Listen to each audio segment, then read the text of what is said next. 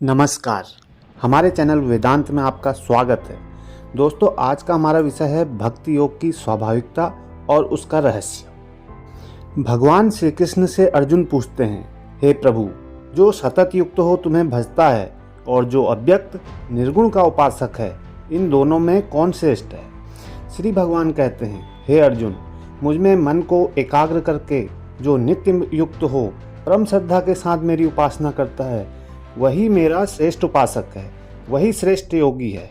और जो इंद्रिय समुदाय को पूर्ण वश में करके मन बुद्धि से परे सर्वव्यापी अव्यक्त और सदा एक रस रहने वाले नित्य अचल निराकार अविनाशी सच्चिदानंद घन ब्रह्म की निरंतर एक ही भाव से ध्यान करते हुए उपासना करते हैं, वे समस्त भूतों के हित में रत हुए और सब में समान भाव रखने वाले योगी भी मुझे ही प्राप्त होते हैं। किंतु उन सच्चिदानंद घन निराकार ब्रह्म में आसक्त चित्त वाले पुरुषों के लिए क्लेश अर्थात परिश्रम अधिक है, क्योंकि देहाभिमानी व्यक्तियों द्वारा यह अव्यक्त गति बहुत दुखपूर्वक प्राप्त की जाती है। अर्थात जब तक शरीर में अभिमान रहता है, तब तक शुद्ध सच्चिदानंद घन निराकार ब्रह्म में स्थिति होना कठिन है।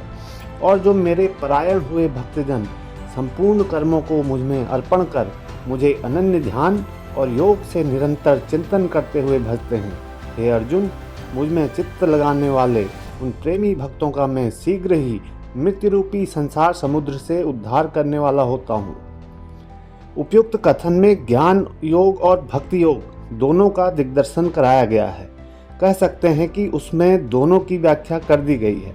ज्ञान योग अवश्य अति श्रेष्ठ मार्ग है, तत्व विचार उसका प्राण है। और आश्चर्य की बात तो यह है कि सभी सोचते हैं कि वे ज्ञान योग के आदर्शानुसार चलने में समर्थ हैं, परंतु वास्तव में ज्ञान योग साधना बड़ी कठिन है, उसमें गिर जाने की बड़ी आशंका रहती है। संसार में हम दो प्रकार के मनुष्य देखते हैं। एक तो आसुरी प्रकृति वाले, जिनकी दृष्टि में शरीर का पालन पोषण ही सर्वस्व है, और दूसरे दैवी प्रकृति वाले, जिनकी यह धारणा रहती है कि शरीर किसी एक विशेष उद्देश्य की पूर्ति का, आत्मोन्नति का एक साधन मात्र है। शैतान भी अपनी कार्य सिद्धि के लिए शास्त्रों को उद्भूत कर सकता है और करता भी है।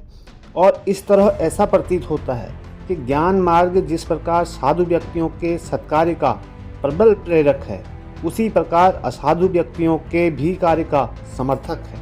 ज्ञान योग में यही एक बड़े खतरे की बात है, परंतु भक्ति योग बिल्कुल स्वाभाविक और मधुर है।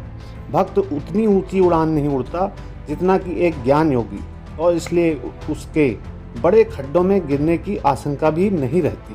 पर हाँ, इतना समझ लेना होगा कि साधक किसी भी पथ पर क्यों न चले, जब तक आत्मा के सारे बंधन छूट नहीं जाते, तब तक वह मुक्त नहीं हो सकता।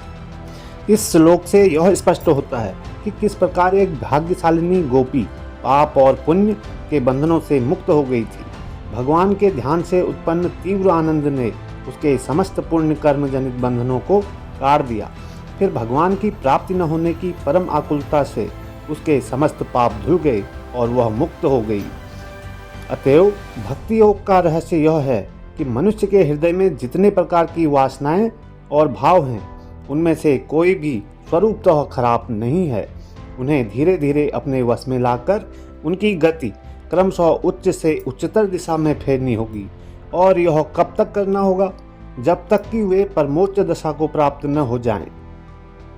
उनकी सर्वोच्च गति है भगवान, और उनकी शेष सब गतियां निम्नाभिमुखी हैं।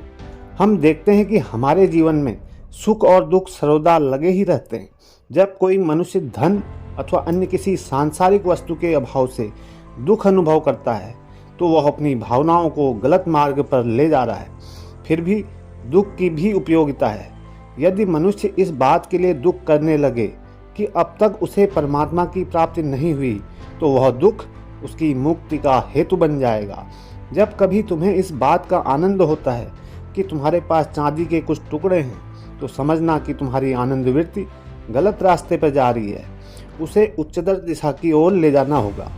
हमें अपने सर्वोच्च लक्ष्य भगवान के चिंतन में आनंद अनुभव करना होगा। हमारी अन्य सब भावनाओं के संबंध में भी ठीक ऐसी ही बात है। भक्त की दृष्टि में उनमें से कोई भी खराब नहीं है।